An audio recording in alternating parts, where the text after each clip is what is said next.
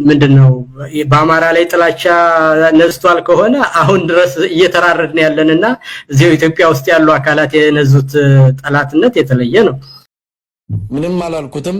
ምናልባት እንዲህ የሚያስብ እንዳንተ አይነቱ ድንጋይ ራስ ካልሆነ በስተቀር ይሄ ድንጋይ ተብሎ የሚገለጽ ብቻ አይደለም። ስለ ስድቡ በጣም ይቅርታ ጠይቃለሁ። ድንጋይ ራስ ስትሆን ነው እንደዚህ የምታስበው።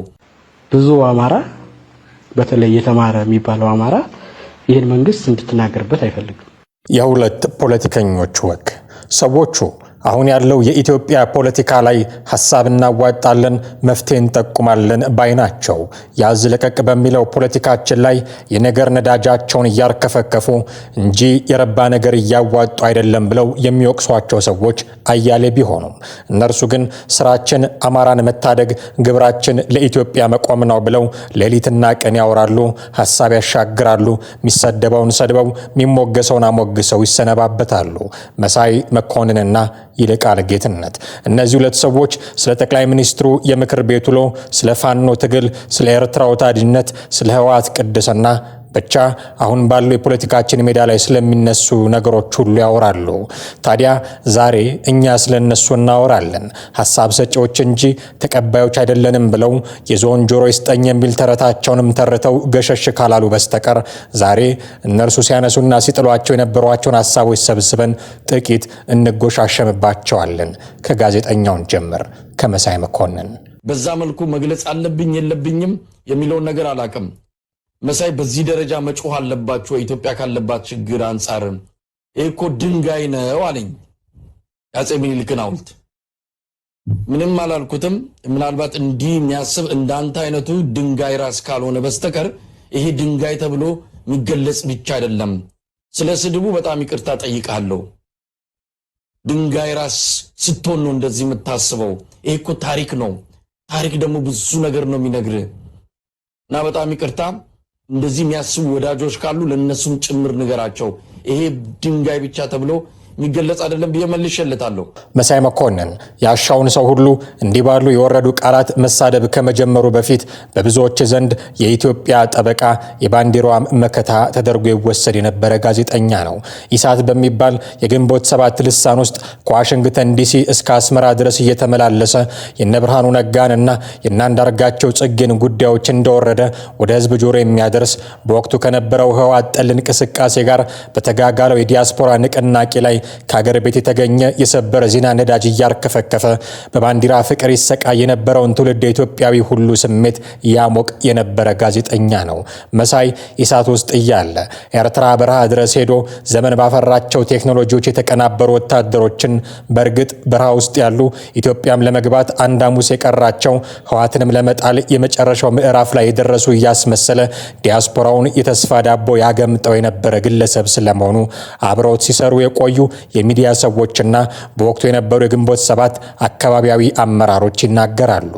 መሳይ መኮንን እንዲህ ካሉ ጉዳዮች ጋር ስሙ ደጋግሞ የተነሳ ቢሆንም ያኔ በነበረው ትግል ተፈጥሮ ምክንያት በብዙ ሰዎች ልብ ውስጥ በጎ ተጽዕኖ ያሳረፈ የኢትዮጵያ የቁርጥ ቀን ልጅ ተደርጎ ይወሰድ ነበረ። ይህ በመላው ዲያስፖራ ዘንድ የህዝብ አይንና ጆሮ ነኝ ብሎ በሚደሰኩረው ኢሳት በኩል ገኖ የታወቀው ጋዜጠኛ የ2010 ለውጥ በመጣ ማግስት ጨርቄን ማቄን ሳይል ወደ ሀገር በመግባት አሜሪካ ሆኖ የጀመረውን ህወሓትን መቃብር የመክተት ሩጫ ሲያጧጡፍ ነበረ። የመሳይ መኮንን ህወሓት ጠልነት ጽንፎ እጅግ ተለጥጦ ወደ ህዝብ ጠልነት ያደገ ነው በሚል ሲወቀስም ይሰማል።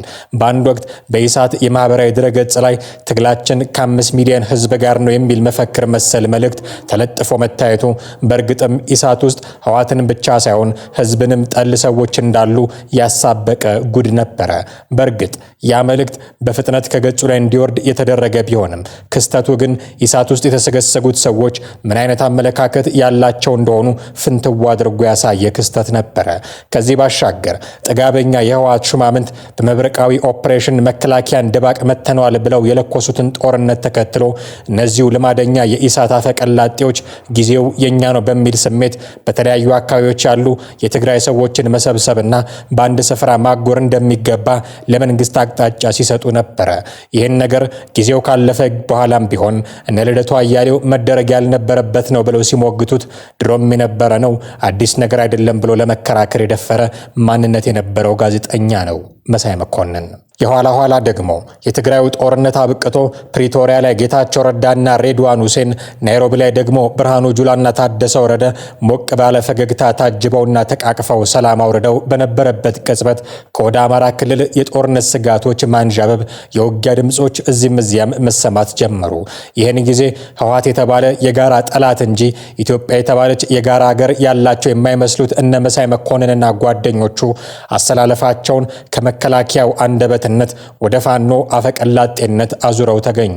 እናም ትግላችን ከ5 ሚሊዮን ህዝብ ጋር ነው፣ የእነርሱ መታሰር አዲስ ነገር አይደለም፣ ያለና የነበረ ነው ብለው ዘመቻ የከፈቱበትን ህዝብ ይቅርታ ጠይቀው ስትራቴጂካዊ አጋራቸው እንዲሆን እስከ መወትወትም ደረሱ።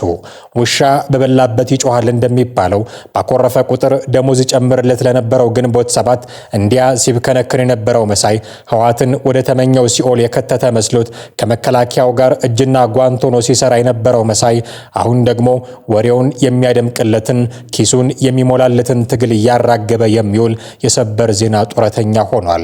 ለዚህ ደግሞ ምቹ ሜዳ ሆኖ የተገኘው የማይጎረብጥ ፈረስ ሆኖ የተመቻቸው ሰው ኢንጂነር ይልቃል ጌትነት ነው። ኢንጂነር ይልቃል ጌትነት የመሳይ ቤት ውስጥ እንደ ውሃ ቀጂ የሚመላለስ መስራት የሚፈልገው ፕሮፓጋንዳ ሲኖር ሳያስፈቅድ የሚከሰት ሰው ሆኗል። ድሮ ኢንጂነሩ ፖለቲከኛ በአማራ ህዝብ ተስፋ የቆረጠ ይመስል ነበረ። ለዚህ መነሻችን አማራው ዶክተር አብይን ይወዳል የሚል ክስ በገዛ አንደበቱ ማሰማቱ ነው። ብዙ አማራ በተለይ የተማረ የሚባለው አማራ ይህን መንግስት እንድትናገርበት አይፈልግም። የዶክተር አብይን መንግስት በፍቅር የሚወዱት እና ስለዚህ በእኔ እምነት አማራዎች ይህ መንግስት ተመችቷቸዋል አስተዳደሩ። እንደዛ መደምደም እንችላለን። በብዙ ሳይ እኔ እንደዛ ነው አሁን እኔ የሚገባኝ እኔ ብዙ የማየው ነገር እንደዛ ነው። ታዲያ አማራው በተለይም የተማረው አማራ የጠቅላይ ሚኒስትሩ አሸብሻቢ ልቡ በዶክተር አብይ ፍቅር የነደደ ነው ብሎ ለመፈረጅ የደፈረው ኢንጂነር ይልቃል ጌትነት እዚህ ጋር በአንድ ወቅት ከቤተልሔም ታፈሰ ጋር በነበራቸው ቆይታ በዶክተር አብይ ትቀናለህ ወይ ሲባል ከእርሱ በላይ ተወዳጅ መሆን እችላለሁ ማለቱን ሳንረሳ አሁን ከቅርብ ጊዜ ወዲህ ደግሞ አብዝቶ የሚያንጎራጉረው ዜማ ጠቅላይ ሚኒስትሩ ለስልጣን ሲል የሚል አዝማች ያለው ነው። ምርጫ ቢደረግ፣ ምክክር ቢጀምር፣ ጦርነት ቢገጠም በይልቃል ትንታኔ መሰረት ሁሉም ለስልጣን ሲባል ነው። ይባስ ብሎ ኢትዮጵያ ወደብ ይገባኛል፣ የባህር በር ያስፈልገኛል ብላ መጠየቋም ጭምር ለስልጣን የተደረገ ማምታቻ ነው። በኢንጂነሩ ድምዳሜ መሰረት ብሔራዊ ጥቅምንም በተመለከተ አይደለም፣ ወደብንም በተመለከተ አይደለም፣ ለራሱ ስልጣን ፍላጎት ብሎ አንዱን ህዝብ አንዱ ላይ ያስነሳና ሴንሴሽናል የሆኑ ነገሮችን እያደረገ የሚያደርገው ነገር በፍጹም መደረግ እንደሌለበት በተደጋጋሚ በተሰራው ህዝብ ግንኙነት አሁን የራሱ ደጋፊ የሆኑት የዩቲዩበሮችም ይሁን ራሱ ባለስልጣኖች አልሳካላቸው ብሎ መሳደብ ጀምረዋል። ማነሳሳት መሆኑ ቀርቶ መሳደብ ጀምረዋል። መቼም የሚመጣልን የለም የሚልና ያንን አሁንም ቢሆን እንደው ትንሽ ሰውም ቢሆን በዚህ ጉዳይ መሳሳት እንደሌለበት እና ደጋግመን መስራት እንዳለብን ያስፈልጋል። እኔ አሁን አብይን ተከትሎ ሄዶ በአብይ በኩል ውጤት ይመጣል ብሎ የሚያስብ ሰው ካለ እኔ የአእምሮ ጤነኝነቱንም ጠራጠራለሁ። በእውነት አይደለም። ፖለቲካ ሌላ ነገር የለም ብለህ ታምናለህ? ወል የራሳቸው ኢንተረስት ያላቸው ሰዎች አሁን ይኖራሉ። በአብይ በኩል ምንድነው ኢንተረስት ሲባል እኮ ምንም የሞራል ተጠያቂነት የሌለው ህዝብን እየዘረፈ የሚኖር ማህበረሰብ የጋራ ማህበራዊ እንስሳ ነው ሰው ተብሎ የሚታሰበውን በጋራ መኖርን አቢዩዝ አድርጎ ወዳጅነትን ጓደኝነትን በስርቆትና በክትፈት ድርጅቱን የሚሰርቅ ወንድሙን የሚሰርቅ ሰው አለ አይደለም? እንደ ህብረ ማህበረሰብ እንደዛም ሁሉ ከአብይ ጋር መኖር ለለት ላይቭሊሁዳቸው ለለት ቅንጦታቸው ለዝርክርክነታቸው ለብልግናቸው የሚሆናቸውን ገንዘብ ማግኘት ከዛ በላይ የማያስቡ ሰዎች ማህበረሰብን ከአንድ ደረጃ ወደ አንድ ደረጃ መውሰድ ነገ በልጆቻችን እንዴት እንታያለን በታሪክ ፊት እንዴት እንቆማለን ብለው የማያስቡ የማህበረሰብ ዝቃጭ የሆኑ ሰዎች አሉና ያንን የሚያጋግሉ ሰዎች እንደሚኖሩ አልጠራጠርም። አሉ፣ ሁልጊዜም ይኖራሉ። እነዚህ ሰዎች የትም አይጠፉም። ግን በማህበረሰብ ደረጃ ሲግኒፊካንት የሆነ ቁጥር ያንን ነገር ለማድረግ የሚመች በምንም አይነት ሊኖር እንደማይችል ያ በፕሮፓጋንዳ ደረጃ ያንን እንዳያደርግ ተደርጎ በደንብ የተሰራ ይመስለኛል። ኢትዮጵያ እመካከራለሁ ብላ ለውይይት መቀመጧ አጀንዳ ስጡኝ፣ ጥያቄያችሁን አቀብሉኝ ብላ ማወጇም ቢሆን ለይልቃል ጌትነት ትርጉሙ ከስልጣን ማስጠበቂያነት ፈቀቅ የሚል አይደለም። ኮሚሽነሮቹን በብልጽግናነት ምክክሩንም በስልጣን ማስጠበቂያነት ፈርጆ ነው ሲከራከር የሚገኘው። በተለይ የምክክር ኮሚሽን የሚባሉት ሰዎች በጣም የተለየ የራሳቸው የድርጅት ፍላጎት ሁሉ ዴቨሎፕ እያደረጉ ራሳቸውን ከኢትዮጵያ ልሂቃን ሁሉ በላይ አድርገው የማየት ሁሉ አዝማሚያ መጥተዋል። ይሄ እንዲህ ያለው አሮጋንስ በጣም የሚገርመኝ ነውና ዶክተር ሂሩት የተባሉትም ሴትዮ ሲናገሩ ሰምቻለሁ። ዶክተር ዮሐንስ ሲናገሩ ሰምቻለሁ። ዮናስ የሚባሉ ሰው ፕሮፌሰር መስፍን አርያም ሲናገሩ ሰምቻለሁ። እነሱ የሚሉት እንደው እነዚህ የፖለቲካ አመራር ነን የሚሉትና የድርጅት መሪ ነን የሚሉት ከህዝብ ጋር እና ከህዝቡ ጋር ምንም ግንኙነት የላቸውም። እኛ ህዝቡን አነጋግረ ነው ለውጥ እንደሚፈልግ አውቀናል፣ ንግግር እንደሚፈልግ አውቀናል ሲሉ እኮ ከኢትዮጵያ የፖለቲካ ኤሊት በላይ እኛ ሪስፖንሲብል ነን እያሉ እኮ ነው እነዚህ ሰዎች። ሌላው ሁሉ በፖለቲካና በድርጅት አካባቢ ያለውን ሰው ሁሉ ናቁት። ለሀገር የማያስብ ሪስፖንሲብል ያልሆነ ከእውነታው የተፋታ አድርገው መፈረጅ ሁሉ ጀምረዋል እኮ ማለት። ልክ መለስ ዜናዊ ያለውን እኮ ነው። የአማራን ህዝብ መሬት ላይ ያለውን እናውቀዋለን፣ አማራ አልተወከለም ተብሎ ሲናገር መለስ ዜናዊ ከነ ፕሮፌሰር መስፍን ወልደማርያም ጋር ሲከራከር ታስታውሰዋለህ? በኢህአዴግ የአማራን ዋናውን ክፍሉን ያውቀዋል፣ በእኛ ይወከላል ብሎ ነው ያለው። ኤግዛክትሊ ያን ያሉትን ዶክተር ሂሩት የደገሙት ነገር። እነዚህ የፖለቲካ ድርጅቶች የሚባሉት የህዝብ ውክልና ከሌላቸው ከህዝቡ ጋር ስንነጋገር ያለን ነገር ሌላ ነው አሉ። እንደዚሁ ዶክተር ዮናስም የሚባለው ሰው ይሄ የድርጅት ሰዎችን ማማከር ሳይሆን በእኛ በራሳችን በካልቸራል በሆነው ከህዝብ በመጣው ባጠናነው መሰረት በልዩ ሁኔታ ነው አፕሮች የምናደርግ እያለ ሁሉ ይላል። እነዚህ ሰዎች ምንድናቸው? እነሱ የተለየ በአብይ ስለተሾሙ በአብይ ደግሞ ስለተቆረጠላቸው ራሳቸውን እንደዚህ የተለየ ነገር አድርገው እንደው ይሄን ለሀገሩ የሚደክመውን ሁሉ ለሀገሩ የሚሞተውን ሁሉ ለሀገሩ ተደራጅተው በፖለቲካ አስተዋጽኦ ሲያደርግ የነበረውን ሁሉ ናቁት። እነሱ በቃ እነሱ የተለዩ ናቸው። ግን ምንድናቸው ብትለኝ በኢትዮጵያ ፖለቲካ ምንም አስተዋጽኦ አድርገው የማያውቁ የራሳቸውን እንጀራ ሲያሳድዱ የኖሩ አሁን ደግሞ በአብይ የተመሾሙ ናቸው። አሁን በያዝነው ዓመት ከጥቂት ወራት በኋላ የሚደረገው ምርጫም ለኢንጂነር ይልቃል ጌትነት መንግስት ህጋዊነትን እንዲላበስ ከሚያደርገው ሩጫ የተለየ ጥቅም የለውም። ለዚህም ነው በምርጫው ላይ እንሳተፋለን ብለው ደፋ ቀና የሚሉ ፓርቲዎችን በአማራው ደም ላይ እየቆመራችሁ ነውና ተጠንቀቁ አይነት ማሳሰቢያ ሲሰጥ የሰማ ነው። ምርጫ በኩል የሚያደርጉት ሰዎች እኔ ያንዳንድ ሰዎችን ሁኔታ እረዳለሁ። በምርጫው ሂደት ውስጥ ህዝብን ማነሳሳት ከቻል ጥያቄዎችን አፍረጥርጠን ማውጣት ከቻለና ህዝባዊ ቢተኝነትን ማፋፋም ከቻለ የሚል ሐሳብ እንዳላቸው ገምታለሁ። ለኛ ባይነግሩንም ማለት ነው።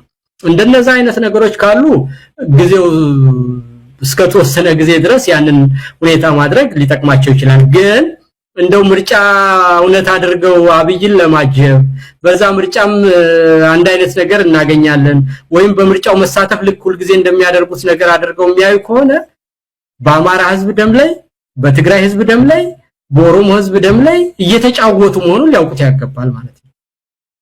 ያ የሚያደርገውን ነገር አብይን በስልጣን እንዲቆይና የሚደርስብን ውርጅብኝ ሁሉ የሀገር መፍረስ ጭምር እንዲሆን ቀደም እንዳልከው በተለያየ መንገድ እየዋሩ መኖር እንዳልሆነ የጠላትነት ደረጃውንና የጥፋት ደረጃውን ሊያውቁት ይገባል ብዬ ነው። አንድ ባለጌ የፈለገውን ነገር ሊያደርግና ሊባልግ ይችላል። ግን ያንን ነገር ህዝብ እየሞተ ዝም ብሎ የሚተባበር ሰው ግን የጠላትነት ደረጃው ከዛ ከፍ ያለ ነው የሚሆነው። ስለዚህ ይህንን መንግስት ለማቆየት ብሎ እንጀራ ስለማገኝ ብሎ የሚዋጋ ሰው አብይን ለመሞሸር የሚደርሰው ጥፋት የሚደርሰው የቦምብ ውርጅብኝ ትምህርት ቤት የማይሄዱ ህፃናት የተፈጠረው ነገር የደረሰው የኢኮኖሚ ቀውስ በቀጠና ሁሉ የደረሰውን ነገር እንዲቀጥል ለማድረግ እልህ ተጋብተው የሚያደርጉ ሰዎች ሁሉ የሚያደርጉትን ነገር እንደው ግለሰቦችንና አንዳንድ ሰዎች ጋር ባላቸው ሽኩቻ ብቻ ያያሰቡ እንደ ከህዝብና ከሀገር ጋር በተቃራኒው ተሰልፈው ያንን የመከራ ዘመን ለማራዘም ይሄንን ሰውዬ እየደገፉ እንደሆነ እንዲያውቁት ያስፈልጋል። ልክ ቀደም ነገታቸውን እንደተናገርኩት ማለት ነው። እነዚህ ተፎካካሪ ፓርቲዎች ግን ስንክሳራቸው በዛ። በአንድ በኩል እንደ ይልቃል ያሉ ሰዎች በሰማነው መልኩ ሲዝቱባቸው፣ ከጀርባችሁ የሸመቃችሁትን አጀንዳ እናውቃለን የሚሉ ሰዎች ደግሞ በጥርጣሬ አይን እየተመለከቷቸው ነው። ለዚህ እማኛችን ኤርሚያስ ለገሰ ነው። እዛ ትብብር ብላችሁ የገባችሁ ወይም ፓርላማም ካላችሁ ከነማጋ ስልክ እንደምትደዋወሉ ተጨባጭ መረጃዎች አሉ። እኔ የምሬን ነው። አሁን እዚህ ማስፈራራት ወይ ሌላ ነገር ውስጥ መግባት ስለማልፈልግ ነው። እንደዛም እንዲታይብኝ አልፈልግም። ምርጫው ላይ ጥቂት ቀን ሲቀረው ቦይኮት አድርጋችሁ ስትወጡ ያኔን ይፋ እናውጣዋለን ምን እንደሆነ። ቀናት ሲቀሩ ቦይኮት የተነጋገራችሁት እሱን አይደል? ለአንዳንዶቻችሁ በተለይ የእናንተ ፓርቲ ውስጥ ያሉ ሰዎች 3 ቀን ሲቀረው ቦይኮት አድርጉ እናውጡ አይደል ያሏችሁ? እዚህ አሜሪካን ሀገር ያሉት አለበት የለበትም ለጊዜው መልስ መስጠት አልፈልግም። ግን ሻዕቢያ የሚያደርገውን ነገር አናቅም ለምን እንደሌሎቹ ጀስቲፋይ አታደርገውም? እንደሱ ይሻላል እኮ። ሻዕቢያ የሚያደርገውን ነገር አላቅም ብሎ ሽምጥጥ ማድረግ ማለት የት ነው ያለው? ሚዲያዎቹ ቢያንስ ሚዲያዎች ተው፣ ኢትዮጵያ መንግስትን ተው፣ እኛንም ተወን።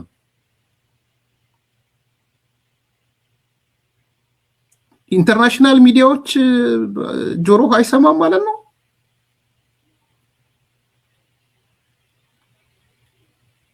እኔ ከምሬ ነው። ሚዲያ አትሰሙ ማለት ነው።